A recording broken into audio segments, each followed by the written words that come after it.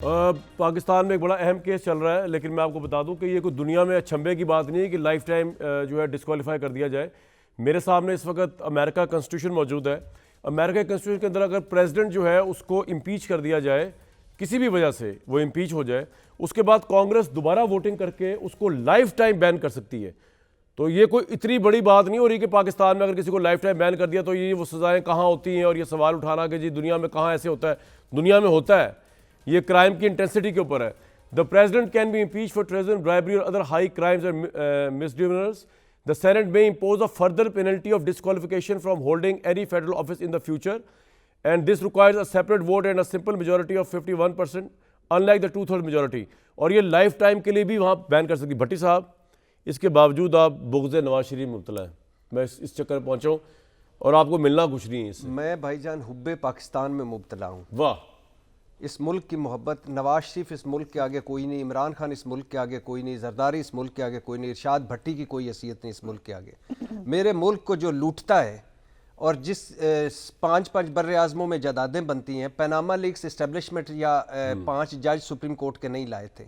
Supreme court के 5 जजेस ने नवाज शरीफ को कहा था, नहीं कहा था कि तकरीर करें झूठी और बच्चों को 3 फैसले उल्टे पड़ गए ना सर। भाई छोड़े ना फैसले उल्टे, फैसलों के क्या फैसलों की फैसले आप सारे ये जो इस्लामाबाद हाई कोर्ट से 7 दिनों में सारे बरी हो गए हैं और मुद्दई नैब और हुकूमत पाकिस्तान। अच्छा, करना क्या इलेक्शन में यार, आगे चले। अब आप सुने यही सुने, ले भाई चाय क्यों, यही सुने सर। ये मुस्लिम लीगी क्या कहते होते थे, नवाज शरीफ साहब कब वापस आएंगे? जब बंदयाल जाएंगे, फायज इसा काजी साहब आएंगे, तब वापस आएंगे।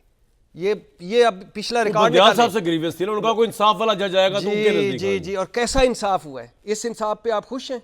इस इंसाफ पे नारे नैब विड्रॉ कर तो कोर्ट क्या करे यार? और भाई नैब कौन है? नैब हम है ना, हम है। इस मुल्क की अखलाकियात विड्रॉ कर गई, असूल विड्रॉ कर गए, मंतक विड्रॉ कर गए, सारा ये जीत गए, सारे सब जीत गए। फिर ये यार जरदारी साहब भी सच्चे हैं, नवाज शरीफ साहब भी सच्चे हैं, सब के सब सच्चे हैं। सबा इजी लोड वाली मुल्क लूट के ले गई सारा, सब राइट। यानी आप अभी आपने ये क्या पढ़ा है? ये अमेरिकन प्रेसिडेंट इम्पीच होने के बाद दोबारा 51% वोट पड़े, अगर कांग्रेस सेपरेट करे उस पर वोट तो उसको लाइफ टाइम भी कर सकते हैं। हाँ, तो आप बताइए, अब ये कोई है कि 40-50 लोग बैठे और वो इलेक्शन? जी उस्मा साहिबा, न्याय साहब को जाला। जी उस्मा साहिबा बताइए। मुझे समझ नहीं आ रही कि आप तो मेरे पॉइंट की बात कर रहे हैं, लेकिन बगलें जो हैं वो शायद भट्टी साहब बजा रहे हैं। मैं यही तो कह रही हूँ कि कोई 5 जज जो है ना, वो किसी इमरानी मोहब्बत में बैठ के फैसले नहीं देते किसी को ताहयात नाहल करने के। वहाँ पार्लियामेंट ही पार्लियामेंटेरियंस का फैसला करती है। वहाँ पार्लियामेंट इतनी स्ट्रांग है कि वो फैसला करती है कि वहाँ पे साजिशें नहीं चलती, वहाँ पे बगल बच्चे नहीं होते। ये बात सही है वहाँ पर जो है ये जिनको आज काजी फाजिल जैसे जज बुरे लग रहे हैं, उनको बंदयाल साहब जैसे जज तो बहुत अच्छे लगे।